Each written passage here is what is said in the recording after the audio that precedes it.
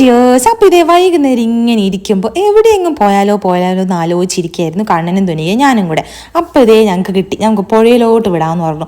ഞാനിവിടെ വന്നിട്ട് 2 വർഷം ആവാറായിട്ടോ നെക്സ്റ്റ് മന്തിലേക്ക്. പക്ഷേ എന്നിട്ടെന്താ ഞാൻ ഈ നാട്ടിലത്തെ പുഴ ഞാൻ ഇതുവരെ കണ്ടിട്ടില്ല കേട്ടോ. ഞാൻ കഴിഞ്ഞ പ്രാവശ്യം വയൽ ചെയ്തിട്ടുണ്ടായിരുന്നില്ലേ, അപ്പോൾ ഇതേ വയൽ ചെയ്തപ്പോഴേ എനിക്കുണ്ടായിരുന്നു ഒന്ന് പുഴയിലും പോയിട്ട് കുറച്ച് വീഡിയോസൊക്കെ എടുക്കണം.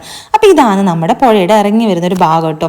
അത്യാവശ്യം ചെറുങ്ങനെ സ്ലിപ്പറി ആയിരുന്നു, മഴയൊക്കെ ആയതുകൊണ്ടാന്ന് തോന്നുന്നു. കുറച്ച് കാടൊക്കെ ഇങ്ങനെ മൂടി കെട്ടുന്നുണ്ടായിരുന്നു. ഞാൻ അവിടെ ചെന്നപ്പോൾ ഇല്ലേ, അവിടെ കുറച്ച് ടീം ഉണ്ടായിരുന്നു റീൽസും കാര്യങ്ങളൊക്കെ എടുക്കാൻ വേണ്ടിയിട്ട്. അപ്പോൾ അവരെ കണ്ടപ്പോൾ ഞാൻ വിചാരിച്ചു നമ്മളെപ്പോലെ ഞങ്ങളും കുറച്ച് വീഡിയോ ഒക്കെ എടുക്കാമെന്ന് വെച്ചാൽ പോയത്. അപ്പോൾ അവരെയും കൂടെ കണ്ടപ്പോൾ എനിക്ക് കുറച്ചൊരു ആശ്വാസം തോന്നി, നമ്മളെപ്പോലെ ആരെങ്കിലുമൊക്കെ ഉണ്ടല്ലോ എന്ന് തോന്നിപ്പോയി. അപ്പോൾ ഞാൻ അവിടെ നിന്ന് കുറച്ച് സെൽഫിയും വീഡിയോ ഒക്കെ എടുത്ത് ധ്വനി എനിക്ക് കമ്പനി തന്നു. എനിക്ക് എന്തോ ഭയങ്കര ഇഷ്ടമായിട്ടോ. കാരണം എന്താ പറയുക, നമുക്ക് നിൽക്കാൻ അത്യാവശ്യം പ്ലാറ്റ്ഫോം ഉണ്ട് ഈ പുഴയിൽ. അതാണ് എനിക്ക് തോന്നിയത് ഇത് കാണുമ്പോഴേ. പിന്നെ അത്യാവശ്യം വെള്ളം ഉണ്ടായിരുന്നു, നന്നായിട്ട് വരണ്ട് ഡ്രൈ ആയിട്ടെല്ലാം ഉണ്ടായിരുന്നു, ഭയങ്കരമായ ഒഴുക്കും ഉണ്ടായിരുന്നില്ല.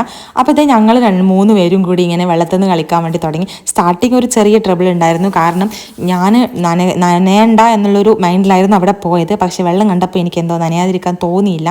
അപ്പോൾ കുറച്ച് സമയം വെള്ളത്തിൽ നിന്ന് കളിച്ചു. പിന്നെ ഇതേ കണ്ണൻ പറഞ്ഞു ഇവിടെ ഒരു പാറയുണ്ട്, എല്ലാവരും ഇങ്ങോട്ട് ഇറങ്ങി വാന്ന് പറഞ്ഞാൽ ധോനിക്ക് അങ്ങോട്ട് ഇറക്കി വിട്ട്. അതിനുശേഷം ഞാൻ എങ്ങനെ തുള്ളിപ്പിടിച്ച് ഞാനും താഴെ ഇറങ്ങി. പിന്നെ കുറച്ച് നനഞ്ഞപ്പോൾ പിന്നെ ഞാൻ ഡ്രസ്സൊന്നും നോക്കിയില്ല, ഞാൻ മൊത്തമായി അങ്ങ് നനയട്ടെ, എനിക്ക് കുഴപ്പമൊന്നുമില്ല എന്നുള്ളൊരു മൈൻഡായി.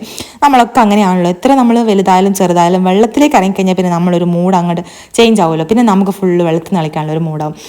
നോക്കുമ്പോൾ ഇല്ലേ, സ്കൈയൊക്കെ നല്ല മൂടിയായിട്ടായിരുന്നു ഉണ്ടായിരുന്നു, ഏകദേശം നല്ല മഴക്കാറുണ്ടായിരുന്നു.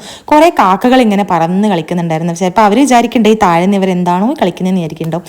ആ ഒരു കളികളായിരുന്നു നമ്മൾ കളിച്ചുകൊണ്ടിരുന്നത്. ഇതുവരെ വെള്ളം കാണാത്ത ആൾക്കാരെ പോലത്തെ കളികളൊക്കെ നമ്മൾ അവിടെ നിന്ന് കളിച്ചു. പക്ഷെ നല്ല രസമുണ്ടായിരുന്നു കേട്ടോ, കാരണം വല്ലപ്പോഴും നമ്മളിങ്ങനെ വെള്ളത്തിലൊക്കെ ഇറങ്ങി കളിക്കുന്നത്. അപ്പം നല്ലൊരു വൈബായിട്ട് തോന്നി.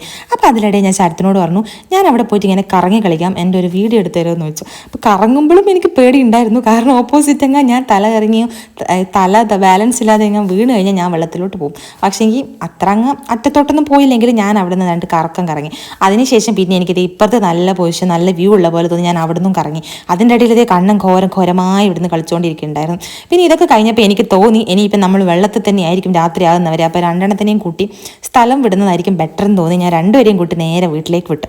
അപ്പോൾ ഇത്രയേ ഉള്ളൂ കേട്ടോ. വീഡിയോ ഇഷ്ടമായി എല്ലാവരും ലൈക്ക് ചെയ്യുക. Tata bye bye, see U.